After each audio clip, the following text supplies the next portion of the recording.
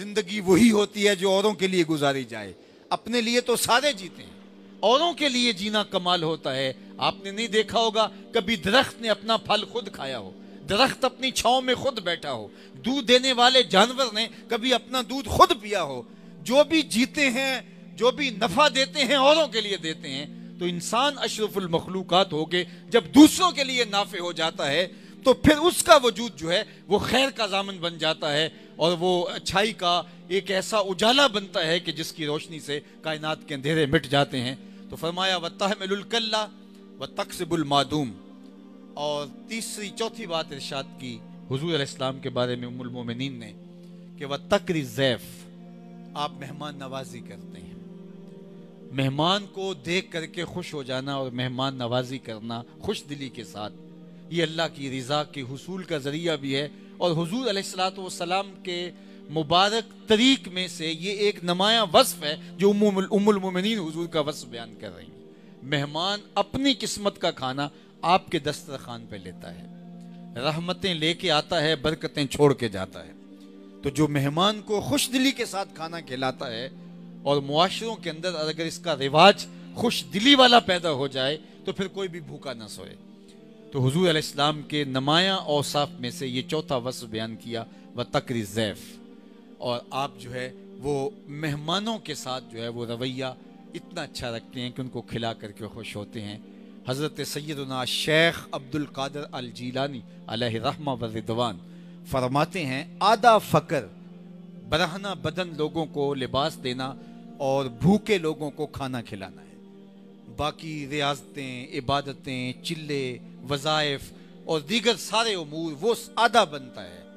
फ़क्र को अगर दो हिस्सों में तकसीम करो तो सिर्फ ये दो हिस्से आधी फ़कीरी हैं, भूखों को खाना खिलाना और बरहना बदन को लिबास पहनाना।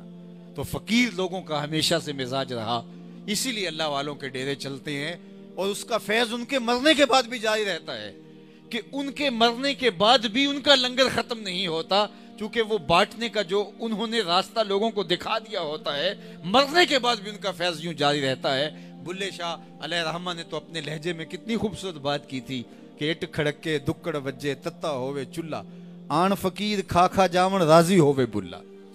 तो चौथा वस्फ व तकरी ज़ैफ, और पांचवा वस्फ हुजूर का बयान किया जो बरजस्त था, व तस्दुकुल हदीस।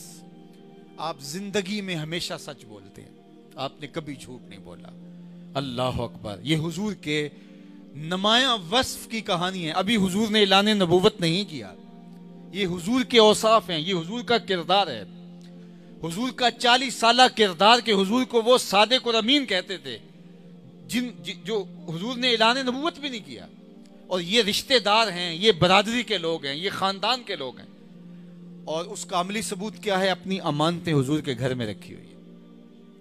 आपने सुना, उलमा से बारहा सुना, सीरत के कारी अच्छी तरह जानते हैं कि जब दारुल नदवा में बैठ के इन्होंने साजिश की हुजूर की जिंदगी का चिराग बुझाने की, और एक एक हर कबीले का फर्द, खानदान का फर्द जो है वो हमला आवर हुआ और हुजूर के घर का घेराव कर लिया कि आज माज़अल्लाह हम हुजूर की जिंदगी का चिराग गुल कर देंगे।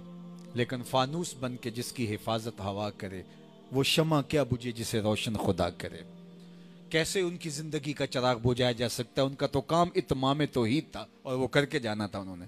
लेकिन इनका जोम था कि हम ये काम ही तमाम कर देंगे। कहा कि अगर बनु हाशिम उठ खड़े हुए तो इतने लोगों से, इतने कबाइल से लड़ नहीं सकेंगे, और अगर खून बहा का मुतालबा हुआ तो हम इतने लोग हैं मिलके खून बहा अदा कर देंगे। तो हुजूर अलैहिस्सलातु वस्सलाम ने हज़रत अली मुर्तज़ा रज़ियल्लाहु ताला अन्हु को अपने बिस्तर पे लटाया और कहा कि सुबह इनकी अमानतें दे के तुम भी मदीने चले आना। और ख़ुद सूरा यासीन पढ़ते हुए इनकी आंखों में खाक डालते हुए हुजूर गुजर गए, इनको नजर भी ना आए। अब जो बात मैं आपसे कहने जा रहा हूं, अगर आपकी तवज्जो हो कि जो लोग हुजूर की जिंदगी का चिराग बुझाने आए हैं, उनकी अमानतें हुजूर के घर में पड़ी हुई हैं और उन्हें यह यकीन था कि हमारी अमानतें ज़ाया नहीं होंगी। वरना जिनकी जिंदगी का चिराग बुझाने का इरादा करके आए हैं, पहले फुर्सत में अपनी अमानतें निकलवा लेते, लेकिन उन्हें पता था हमारी अमानतें ज़ाया नहीं होंगी। और मेरे और आपके आका मौला का किरदार कि उस मुश्किल हालत के अंदर भी हजरत सैयदना अली मुर्तज़ा रज़ियल्लाहु ताला अन्हु को मौला कायनात को अपने बिस्तर पे लुटा के कहा कि तुम मेरी अमानतें इनको वापस करके जो आ जाना। किसी ने सैयदना अली मुर्तज़ा रज़ियल्लाहु ताला अन्हु से पूछा कि हुजूर के गुमान में वो आपको भी तो शहीद कर सकते थे, तो आपको चैन की नींद आ गई? कहा मैं आराम से सोया, इसलिए कि हुजूर ने कहा था कि सुबह उठना, इनकी अमानतें देना और मदीने चले आना। मुझे यकीन था मैं उठूंगा भी, अमानतें भी वापस करूंगा और मदीने भी पहुंचूंगा। अब यह है हुजूर के किरदार का वो नमाया रंग कि हुजूर सादिक भी हैं और अमीन भी हैं। और आका ने कोहे सफा पे चढ़ के इनसे कहा कि लोगों, अगर मैं कहूं कि पहाड़ की दूसरी जानब से एक लश्कर आ रहा है जो तुम्हें ताख्त व ताराज करके रख देगा, तो क्या मेरी बात मान लोगे? तो उन्होंने कहा कि नजर ना भी आया तो हम कहेंगे हम अंधे हैं, आप सच्चे हो, आपने जिंदगी भर कभी झूठ नहीं बोला। तो कहा अगर मेरी सच्चाई पे इतना यकीन है तो फिर मान लो अल्लाह एक है, वो वाहद और आहद और समद है। तो वक्ती तौर पे तो इन्होंने इनकार किया, लेकिन सब सोचने लगे जिन्होंने कल नहीं झूठ बोला था वो आज क्यों झूठ बोलेंगे, जिन्होंने अपने मामलात के अंदर झूठ नहीं बोला था वो इस मामले में झूठ क्यों बोलेंगे। और फिर वक्त आया कि सब मानने पे मजबूर हुए और दिल इनका कहता था ये सच्चा है, ये सादिक है, ये अमीन है, और इनकी अमानतें हुजूर के घर में मौजूद होना इस बात की गवाही थी।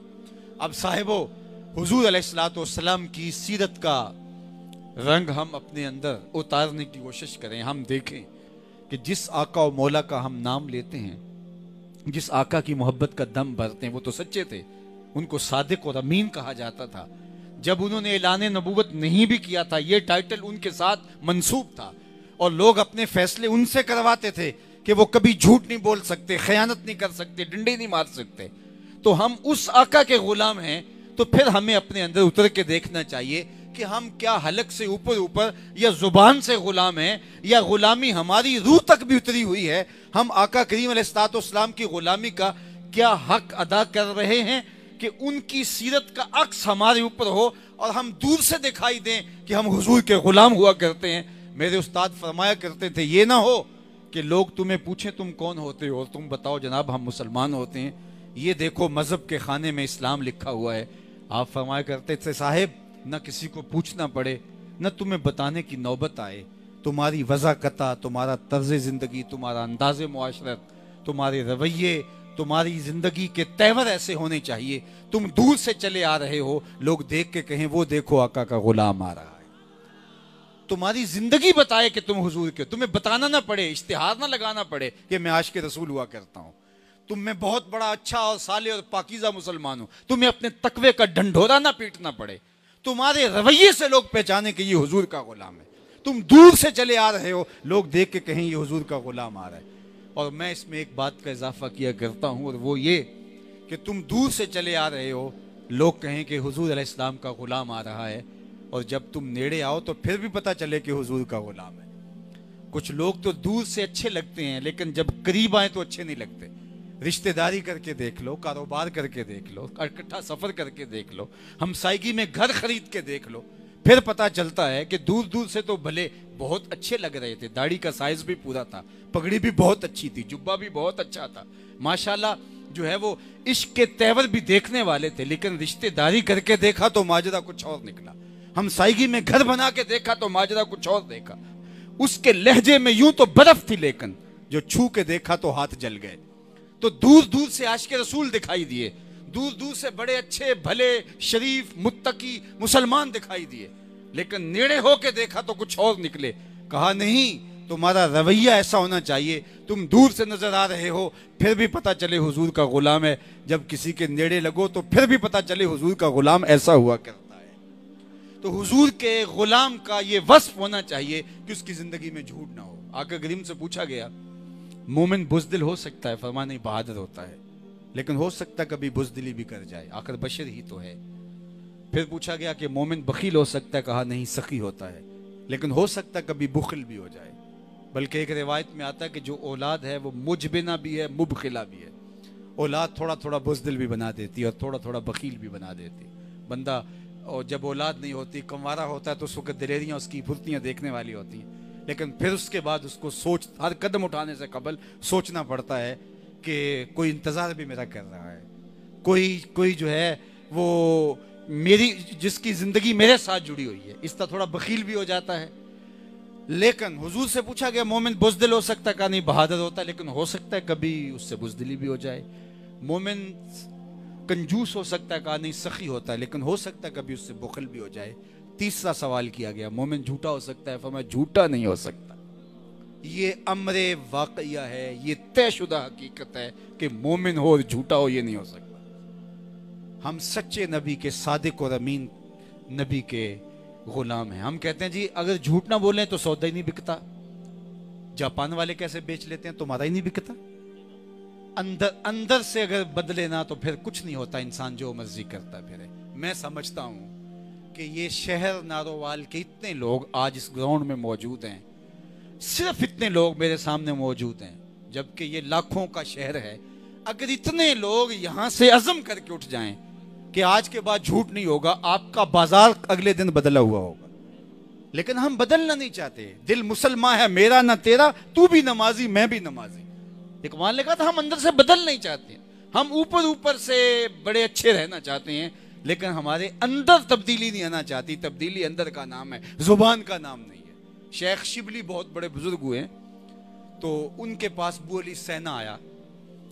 तो जब वापस गया तो उसने एक मुरीद को कहा कि हजरत मेरे बारे जो इरशाद करें मुझे ज़रा भेज देना, ताकि मैं इनकी राय देखना चाहता हूँ कि इनकी मेरे बारे क्या राय है। तो एक दिन मुरीद ने कहा कि हजरत वो अबू अली आया था तो कैसा शख्स था? तो आपने फरमाया खूब, बस बड़ा अच्छा शख्स है। तो मुरीद ने लिख भेजा। तो अबू अली सन्ना ने कहा कि ये कोई आम सी बात है और उमूमी तौर पे इंसान रवाजन ये जुमला बोल देता है, फिर कभी तज़किरा करना। फिर एक दिन उन्होंने बात की, हजरत वो अबू अली सन्ना आया था तो कैसा शख्स था? तो कहा खैर खूब, बस बहुत अच्छा था। तो मुरीद ने फिर लिख भेजा। तो शेख ने ये कहा है, तो अबू अली सैना को इससे भी तसल्ली ना हुई। कहा फिर कभी मौज में हुए हजरत तो फिर पूछना। तो तीसरी मरतबा मुरीद ने कहा हजरत वो अबू अली सैना आया, यहाँ 2-3 दिन रह के गया है, तो कैसा शख्स था? तो शेख फरमाने लगे खैर खूबस्त व लेकिन मुअल्लमुल अखलाक न दारत। बहुत अच्छा था लेकिन मुअल्लमुल अखलाक न दारत, अखलाक याद नहीं रखता। तो ये मुरीद ने लिख के भेजा। तो अबू अली सैना के तन बदन में आग लग गई, वापस खुद आ गया। कहा हजरत आपने मेरे बारे कोई ऐसा जुमला कहा है? तो कहा कि क्या हुआ? कहा मैंने इस मौजू पर इतनी किताबें लिखी हैं, मुअल्लमुल अखलाक पर इतनी किताबें मैंने लिखी हैं। तो हजरत